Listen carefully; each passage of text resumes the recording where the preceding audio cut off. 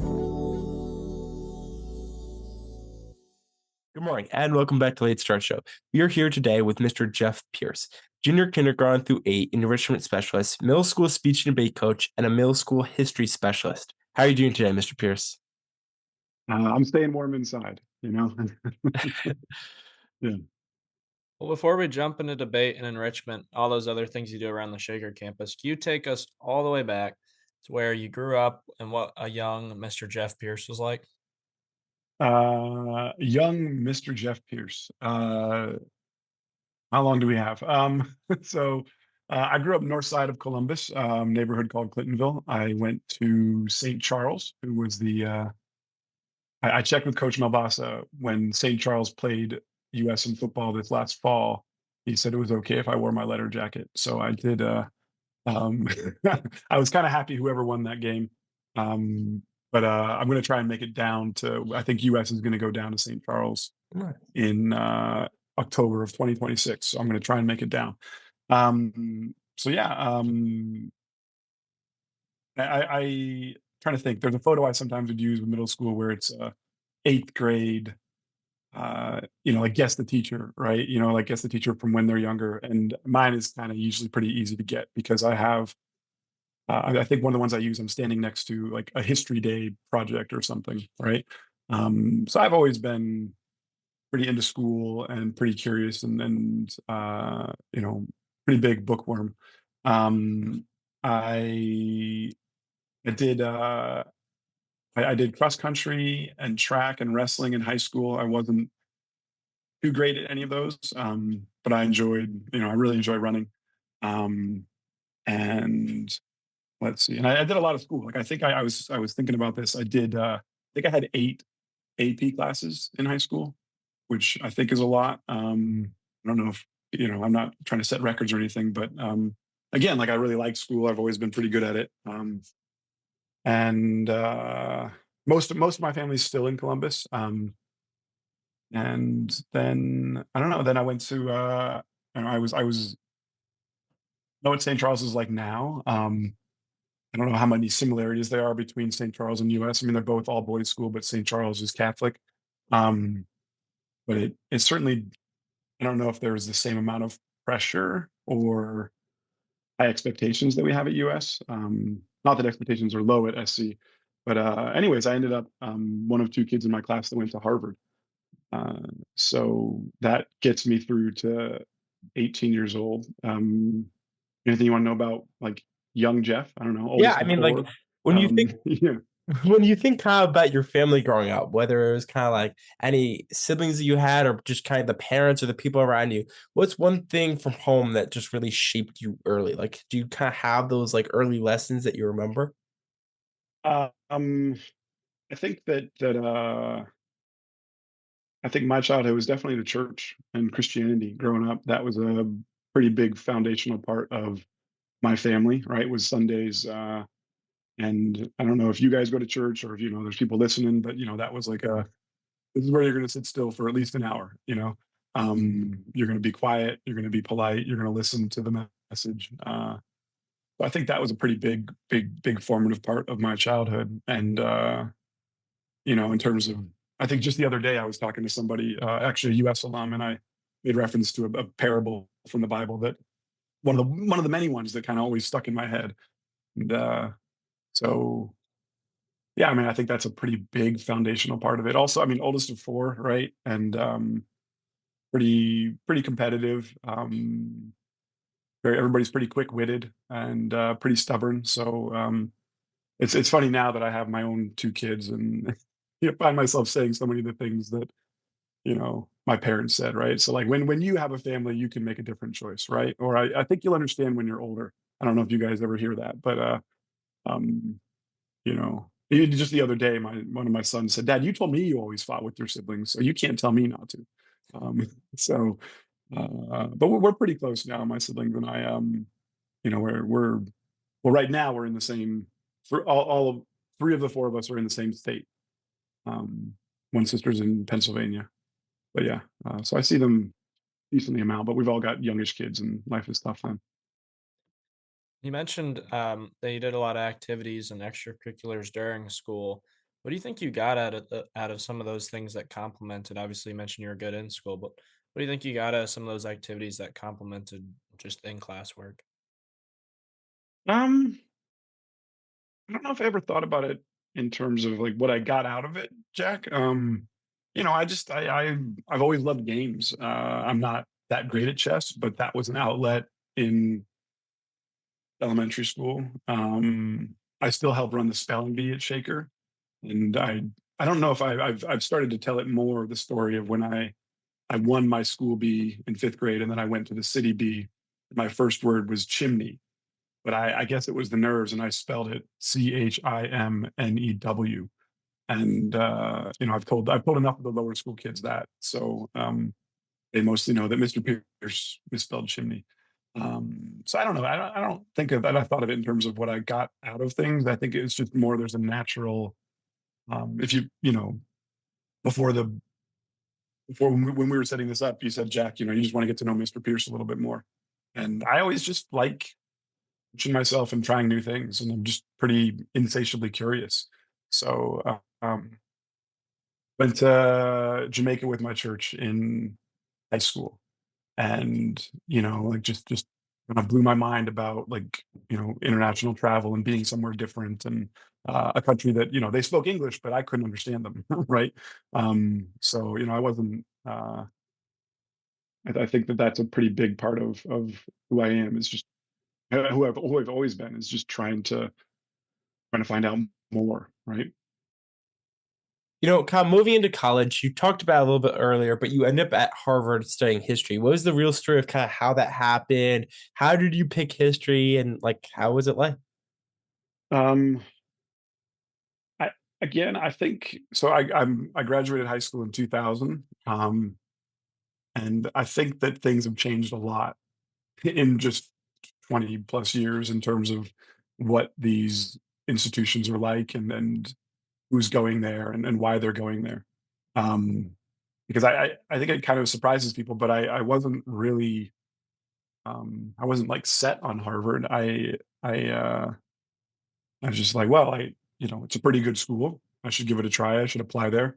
My father did go there. That was kind of the extent of his, like, if you want to go there, Jeff, go for it. There was never any pressure from my dad or my mom to go to an Ivy League school. So I kind of, my 18-year-old brain was not, thinking like, which Ivy should I go to? Or it was really quite simple. It was, I think I want to leave the state, and I think I want I think I want to be a teacher. Um, and so those two things, again, it's kind of silly, but Harvard, they recently discontinued it, maybe within the last 4 years. But you used to be able to get uh, like you could, and it's not really, it's not part of my degree or anything, but I did get a Massachusetts teaching license. So I didn't write a thesis in college, but I did spend, I don't know how many credit hours it was, but at the ed school as an undergrad. You can't do that anymore. So that was part of my reasoning for going to Harvard, was like, oh, I could become a teacher there.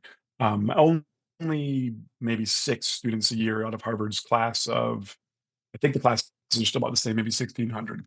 So really, really small number of students would go through that program to get a teaching license.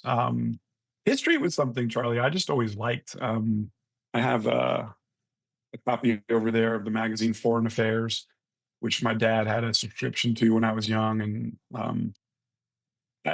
from my mom for sure. I never stopped reading. I'm reading all the time, right? I just finished listening to a book about Nantucket today, uh, and so reading all the time.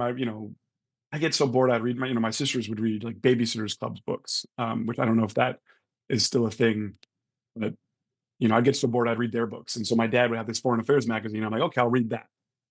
Like I think middle school Jeff, I could understand maybe one out of four articles in it. Um, and I just always kind of love the stories of history, right? Again, being curious about how things used to be. Um, so I went there. The other thing about Harvard, about why I studied history, um, so 18-year-old Jeff was thinking, might be a teacher, I might be a pastor, I might be an engineer. And I still remember taking, there was 3 levels of physics at Harvard, and I tested, I think I could have taken the highest level one, with my math background, but I didn't. I took, like, the medium one. I didn't take the intro one, and I I discovered in that course, my dad likes to tell this too, about how, you learn about how there's a bell curve, right? And, I'm at Harvard University, so I'm, again, pretty good at school, but, I really struggled with that physics class, and I remember a friend in my freshman dorm was taking the harder one and told me, "Yeah, I think that one's too easy. I'm gonna do physics in grad school." And I'm meanwhile, working hard and struggling to get, like, no, my I think my test average was a 66. And I was working really hard, and so that was sort of my, I did well enough on physics to get a decent grade on the AP test in high school, but I didn't really understand it. So that was an example of a door closing where I was like, "No, that's not, physics is not, engineering is not where I'm gonna go." So I think that answered a bit of your question, right, Charlie? Was there anything else you're curious about? I mean, I think we're really just curious about your experience at Harvard. Obviously, like you mentioned, it's full of smart people, maybe intense people. And I guess did being around that level of talent motivate you, inspire you, and or intimidate you, or kind of a little bit of both? Like, what did that being around that type of environment? What did you learn from that? So I haven't really thought a lot about my time at Harvard since getting ready to do this podcast. I don't know if, I'm 43 years old. And maybe I'm at the point in my life where I just got too many things to worry about, and I can't really hold on to regret anymore. um, but I don't know. It was a challenge, right? I went from being a big fish in a small pond to a small fish in a big pond, right? And I think a lot of my identity growing up was the straight A student, the kid who aced every test without studying. And then you get around people that are maybe where that's not unique, right? And so I think it took some unlearning, right? It took some reframing of my identity, and that was tough. Uh, and I also think that Harvard is a funny place because I don't know how I put this. I think some people there's more people there that I think than your regular population who think they're going to change the world.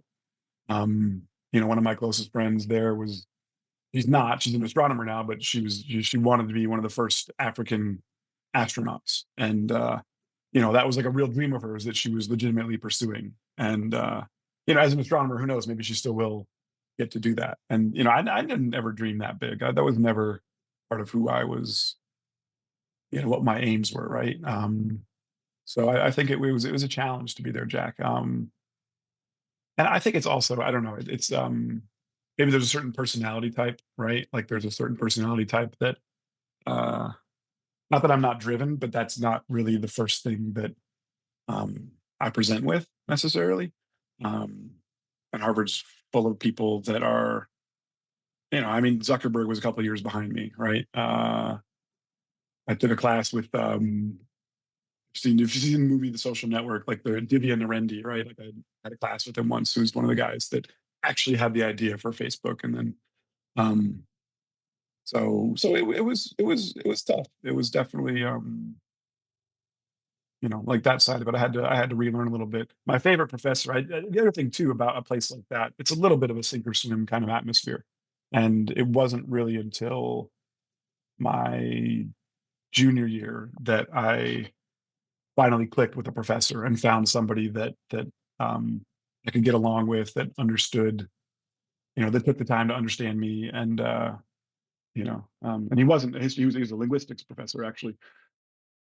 So I think it can be tough if you don't find your feet at a place that's big. Again, 1,600 kids. It's a pretty big place, right?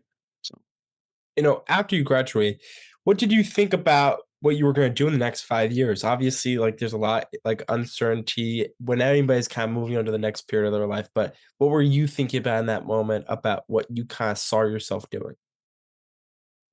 So part of the way that I, when I had part of the readjustment, right, was I took some time off. I took 1 semester off, and it was I think this decision really frames a lot about what happens next. And my parents had a friend who from college who was a pastor of a church in Morocco, and he said, "Hey, listen, like volunteers can always come to this orphanage in the mountains of Morocco."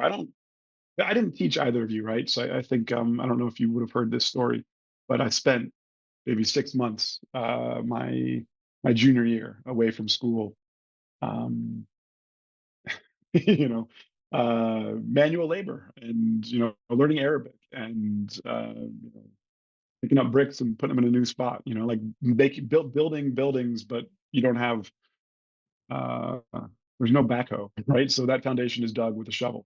Um, so that was pretty formative in terms of helping me to kind of settle and reframe who I was a little bit. And so then when I came to graduate, I remember pretty vividly there was a I don't know, I think most universities will have this, like ours was called Office of Career Services. So you could go there and look at what are some scholarships and what are some jobs that are, who wants somebody right out of school. And there was a red binder full of teaching jobs overseas. And I remember just going through the binder and writing down, a lot of these jobs, 22 years old, you were a dorm parent or you were a lab assistant, right? And I'm like, I was looking for who's going to actually let me teach because that's what I'd done my senior year in college. And so there was a school in Hong Kong and there was a school in Cairo were the two places that would have hired me to actually teach. And again, my criteria were I want to teach and I want to leave the country. Um, and so yeah, the school in Hong Kong worked out, and that's probably the next big chapter of who Jeff is going there. So I moved there and again, things you remember, right? Like I remember my mom saying, well, I wasn't sure if I wanted to do this, and she said, listen, if you take the job, it's 1 year, right? Like so, see how it goes. And as I think you may know about me, right? That 1 year turned into 14. So yeah, so that was what I was, again, like I think looking back, I don't know, there's not some mastermind plan behind all this. This is just, um, me trying to be authentic and trying to, you know, learn more. And we heard that you taught at the Hong Kong International School. So does that school was that kids from all over the world, not just from Hong Kong? Um, I mean, yeah, it was definitely, I mean, international. There's kids from all over. Hong Kong has changed and, quite significantly in the last 30 years. It went, 30 years ago, it was still part of the British, it was a British colony. Um, but the school itself is an American curriculum. So it's accredited by WASC, which does a lot of international schools in Asia and some schools in California. Um, so it's American curriculum. So the kids graduate with an American diploma. In terms of who was in the school when I was there, it was probably 60 to 70% ethnically Chinese, but that would include kids from Hong Kong, kids from China, and American, Chinese Americans, right? So that was and then I think inside of each classroom, or if you break it down a different way, just by passport, it was probably 60% American passport holders, right? So yeah, much bigger school too, than US. Not like a massive school, but 200 kids per grade And approximately. what did teaching kids from so many different kind of nationalities, places, backgrounds really do for you? I mean, obviously, kind of living in Hong Kong already from the bad changes your perspective about a lot of kind of stuff. So when you mix that in with teaching kids from so many different places around the world, what did it kind of change your perspective on just life overall? I mean, I always found it to be a bit exhilarating, frankly, to be Hong Kong is quite cosmopolitan. The people in my wedding party, right? My best man is from New Zealand. The MC at our wedding was from Australia. So I really enjoyed. I don't know. It's kind of hard to describe. It's quite. It's quite exciting. I mean, I brought something. Let's see. This is kind of a tangent, but from a young age, I always liked to collect coins, and something that as in terms of a show and tell, this is a pretty cheap, like $2 Hong Kong purse. Uh, but I just, from a young age, I've always loved coins, and I keep this with me. I think Charlie, I keep this around because I'll use it for coin flips for PF. I really get, when I judge public forum debate and I go into the room sometimes and the kids say, "We've already done the coin flip." I say, "No, no, like I get that, I'm the judge." And so I'll say, "Do you want to use the Australian coin with the kangaroo on the back? You want to use the funny, ridge shaped Hong Kong dollar?" And this is a special 1997 one that's got twins on it, right? So, no, I just think like every coin, every country tells a story, and I think that's the same way when you're in an international context. Like you really can't make any assumptions about anyone. Um, they've got something unique and special about them. Uh, so yeah, I think you really can't make a lot of assumptions. And then by the flip side, I still remember quite formatively. I think I'd been in Hong Kong for a few years, and again, things are changing. But it used to be quite common that the U.S.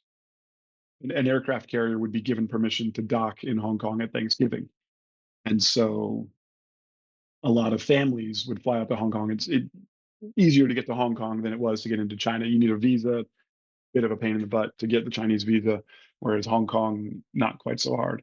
And I remember standing in line in the ATM behind a few different, clearly some Navy, some sailors, and these guys, different skin colors from different places in the country, different accents.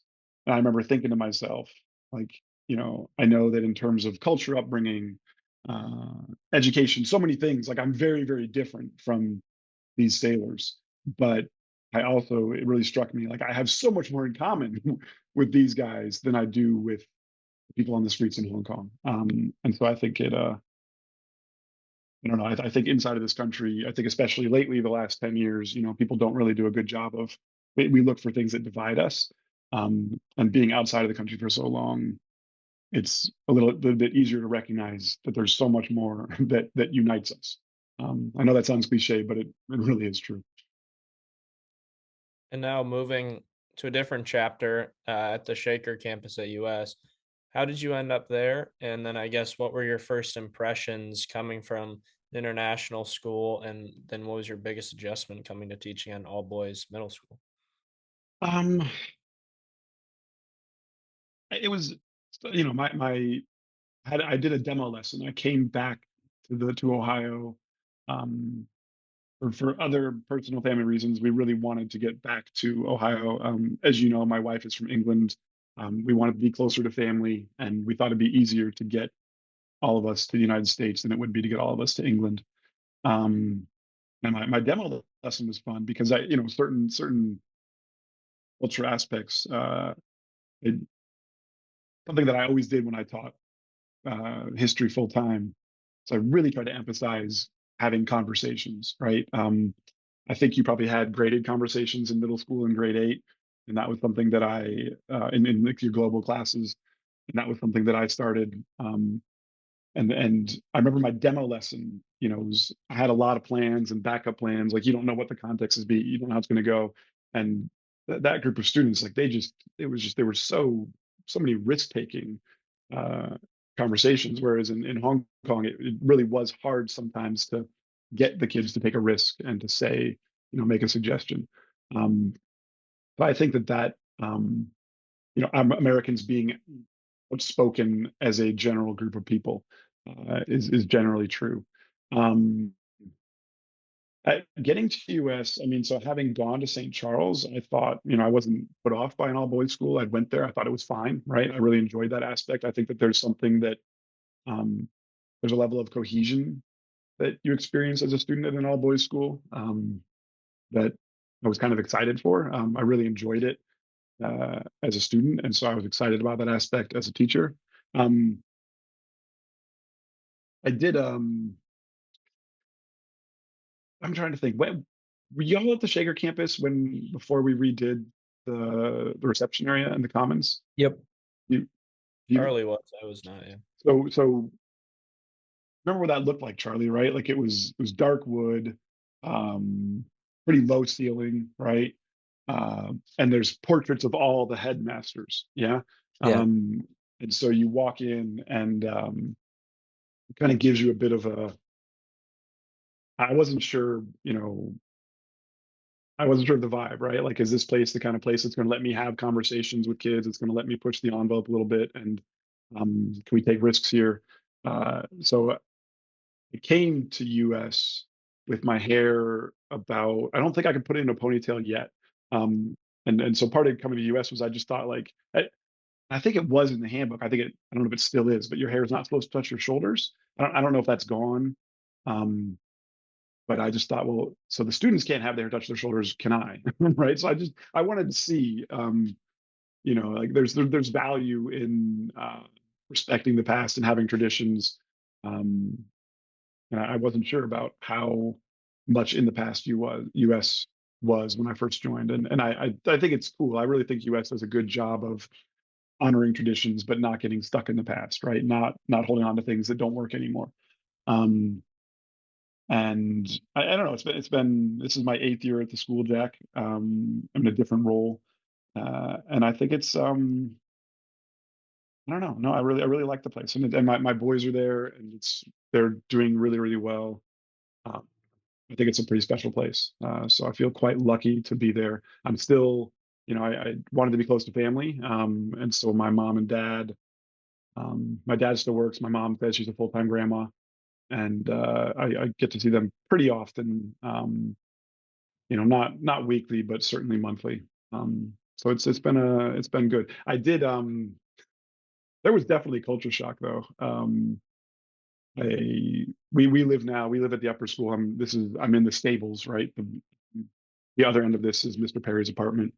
Um, but when we first moved to US and moved to the country, I was pretty close. I was, a 15-minute walk from the school was the house we bought. And like Americans say, like, how are you doing? But they don't, that's like you're not supposed to say how you're doing. And it took me a few months to, stop telling everyone, well, like, I'm doing this, I'm doing that, right? Um, there was definite reverse culture shock. I mean, I'd been in Hong Kong from when I was 22 to 36. And so, there's things I hadn't done. Like I hadn't registered a car at the BMV because in Boston I wasn't driving. Um, there's so many things that I'd enter these social situations with that I'd never experienced before, but I'm clearly an adult, right? And so I'd tell people I'm just pretending to be an American, right? Like I think I've settled down a little bit now. I feel pretty acculturated back into the country, but it was more than a couple of years that I felt, I was and I don't know, it's hard to describe, but you're constantly like replaying a conversation. Did they mean that? Did they mean this? Did I get that right? So that was part of coming to the United States for sure. Yeah, that's interesting. Then I guess you mentioned that you're in a different role today as the enrichment specialist. And I guess at what point did you start caring, or I guess was this always something you cared about how kids learn as much as what they learn? I think actually, so most of my career was teaching history, but if you look at history, I mean, and most of my career was teaching middle school. Um, the content of what you teach is not really going to stick.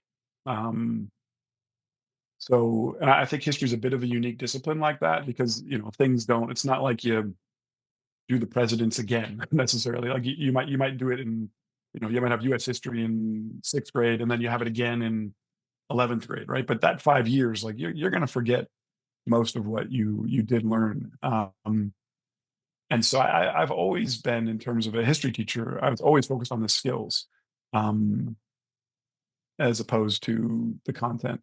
I really loved, like lessons where you can interact with a primary source, a photograph. I think we still do it in the grade 7 curriculum, the geography curriculum. Here's a photograph. here are 3 locations where that photograph could be. Where is it? Right? And so, that sort of, sleuthing, puzzling, like, that's a skill that, maybe you're gonna forget that lesson, you might forget some most of the geography, but, knowing how to tackle that, how to tackle a source. I'd be pretty intentional in 7th and 8th grade, like an AP test, right? You're gonna have an unseen document on that if you're taking an AP history test, right? So you're gonna have to read something and make sense of it. So that's the skill that I was always more excited about, um, as a history teacher. Um, I think my role now is really fun. Uh, it's really special because I get to work with I help provide programming, and I work with kids from 4 years old up to 14, and so I get a pretty unique vantage point on uh, you know how do we provide opportunities for students? What kind of extra things do we offer? And how are we? I mean, you guys know. I mean, I was in your classes when you were doing the 8th grade speaking contest, right? So, um, if that's a thing that we want to have the students do in 8th grade, what are some things that are happening before that? Like, how can we prepare them for these experiences? So, I think it's a pretty unique and special job where I get to I get to think more long term about and more, think more systematically, like what can we offer? Not saying you have to do it, but what can we offer to students? Um, so I really like that aspect of it, and it's also um, it's never boring, right? Like you uh, well, was it today? I was supposed to be with kindergartners today. We're off school today, so I'm going to reschedule that. But I have a lesson with kindergartners where I was going to do something about Ernest Shackleton and leadership. The guy who got stuck in the ice in the Antarctic. Um, and then I think I was going to meet with 4th graders at lunch about a new speaking showcase. And then I have a 6th grader who won the spelling bee. So my day is full of things that uh, I'm always excited. It's always something new, so it's fun. Switching over to kind of debate side, at US, you coach middle school speech and debate. When did debate become a big part of your life, and how has that experience kind of been? Um, so I was interviewing with Miss Arnu, and she said, "Hey, so like part of you're going to be a history teacher. We want you to do uh, something else significant, right? Like coaching." And she said, "I really want a debate coach." And I said, "I've never done that." And she said, "I'd really like a debate coach." And I'm interviewing for a job, and I said, "Okay, I'll be your debate coach." And there's a decent amount of overlap with critical thinking and research from a history teacher perspective. Um, so uh, I don't know. I also I still remember the first year of coaching debate and speech and debate, and as you know, Charlie, I mean these are long Saturdays, right? Um, Sometimes we leave at 7 a.m. This coming next month, the state tournament's down in Columbus, so the bus is going to leave at 5:45. These are long days, and I remember thinking, after the first few tournaments, I was, "Oh, I really like this. This is a bummer because I really don't like spending these long Saturdays doing this." But I think that what I like about debate, and I think one of the things that I always, I don't want to say struggled with, but I think one of the constraints when you're teaching a regular, well scheduled class, that the kids have to be there, right? Um, and there's a bit of an artificiality, the kids have to be there from this time to this time, and like once it's over, they go on to the next thing. Um, and I think that what I really liked about debate, what I like about a lot of the offerings that we have, is that these are things that people sign up for, right? Um, these are things that students think like, I'm going to put in the extra effort for this. Um, but both of you did really well on your 8th grade speech, right? And that was clearly something where you chose to put extra effort into it. And I think speech and debate, I think it's real, and all of the programming we have, right? These are kids that are signing up to do more. So uh, I think I really think a lot about what's the environment I want to build in these activities that's going to reward kids who want to put in more work. Um, Speech and debate, like we have probably the most competitive district in the state in terms of the competition. And so you get, we have straight A students, kids that are absolutely crushing it on their standardized tests, and they come up against other kids just like that. And I think that's invaluable because a report card, that your assignment, that stuff stays inside of the classroom, right? Like that's, maybe when you get to high school that might matter for college, but it's still pretty contained. It's relatively artificial. There will be you guys if you go to maybe you get like a master's degree, but you've got certainly less than 10 years of schooling left in your life, right? Maybe even less than, depending on how many, how long your graduate degree is, maybe 5 years left, right? So grades will stop mattering pretty soon. And what's cool about things like debate is that like that's authentic, right? Like there's a random person, that's someone, this mom, grandma, coach has to decide who is arguing better. And so I think there's, you kind of go down the line of we have a robotics team, we have science fair, we have a junior model United Nations. Like these are things that are um, pretty authentic, lifelong skills that you get to try now.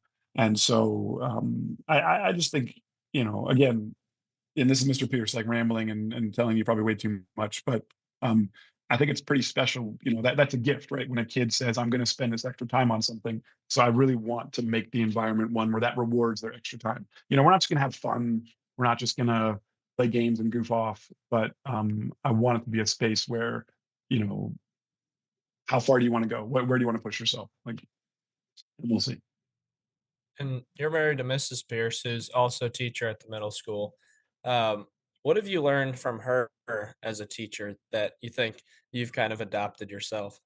Oh, well, uh, you know, what have I learned from her? Full stop. That's a um, any good marriage and partnership. That's a pretty long list of things, Jack.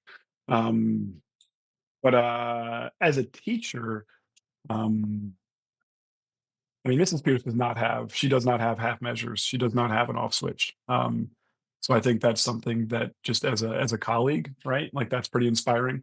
Um, I really leaned on her a lot with speech aspect of speech and debate. I can give good speeches, but actually, prior to coaching, like my big speeches that I gave were speeches at weddings, right?